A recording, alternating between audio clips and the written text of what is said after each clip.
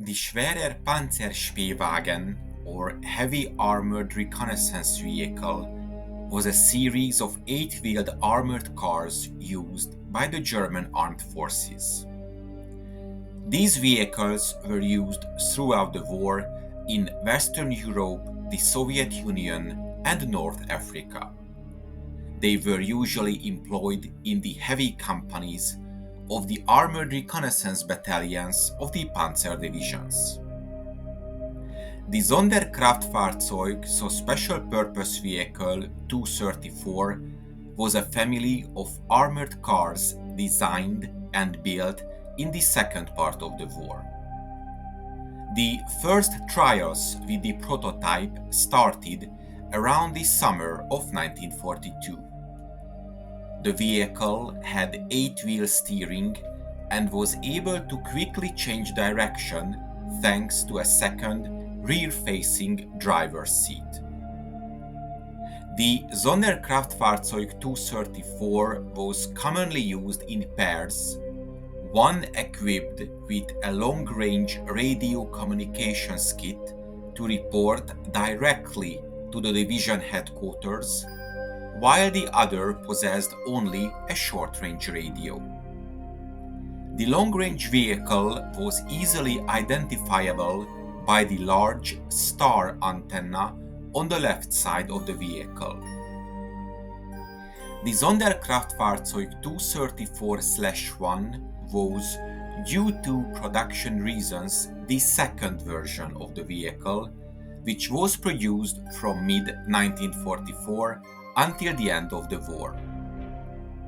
Like the early reconnaissance vehicles, it was equipped with a turret that could be rotated all the way around with a 2 cm cannon and a coaxial 7.92mm machine gun, which could also be aimed upwards for use against low-flying aircraft. The first and best-known version was the Sonderkraftfahrzeug 234/2, which received a turret with the cannon and a coaxial MG42, which was originally intended for a new vehicle which was eventually abandoned. A total of 100 vehicles were built between December of 1943 and June of 1944. According to some reports, the relatively strong armament, the 50mm cannon, intended for a reconnaissance tank, often tempted crews to intervene in combat situations instead of reconnaissance. Many publications used the name Puma for this vehicle, but this was neither officially used nor was it a nickname. The Sonderkraftfahrzeug 234/3 version received the short 7.5 cm cannon known for the early versions of the Panzer IV tank. The short gun was actually intended for use against soft targets, but the penetration power of the short cannon, with a shaped charge grenade available from the end of 1942, actually exceeded that of the cannon of the 234/2 and was very effective against harder targets as well. The production suddenly ended in December of 1944. By then, around 90 vehicles had been built. The last version, the Sonderkraftfahrzeug 234/4, was a relatively improvised attempt to use the 7.5 cm anti-tank gun on an armored reconnaissance vehicle. The 7.5 cm Pak-40 was the main anti-tank gun used by the German armed forces during World War II. The gun was developed in 1941 and entered service in 1942.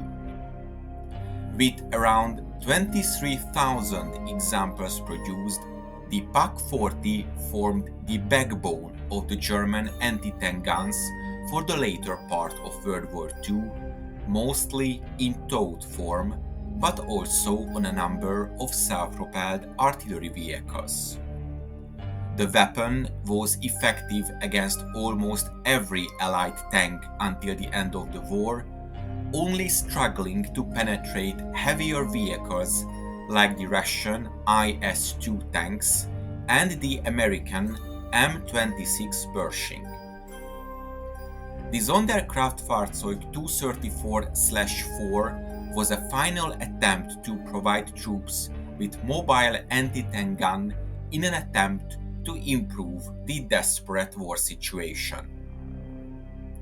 In a meeting on the 28th of October 1944, the installation of the 7.5 cm armament in the Sonderkraftfahrzeug 234 was discussed for the first time. In November, draft drawings for installation in the chassis were provided. After a meeting between Albert Speer and Hitler on the 27th of November, Hitler gave the order to speed up the development of the 8-wheel vehicle with Pak-40 so that it would be possible to produce the vehicle from December of 1944. Hitler was extremely enthusiastic about the Pakwagen variant and praised this solution. However, the chassis had reached its limits with this weapon. Only 30 rounds of ammunition were stored inside, along with a single 9mm machine pistol provided for crew defense. 12 in a container on the right in the direction of travel, and a further 18 rounds in a container under the gun. The shield of the Pak had to be cut off at the bottom to prevent it from tilting when aiming sideways. It is important to note that the vehicle was much heavier than its predecessors. Production of the vehicle, unofficially nicknamed the Kanonenwagen or Kanonenwagen, started in December of 1944, and some 90 were produced until April of 1945.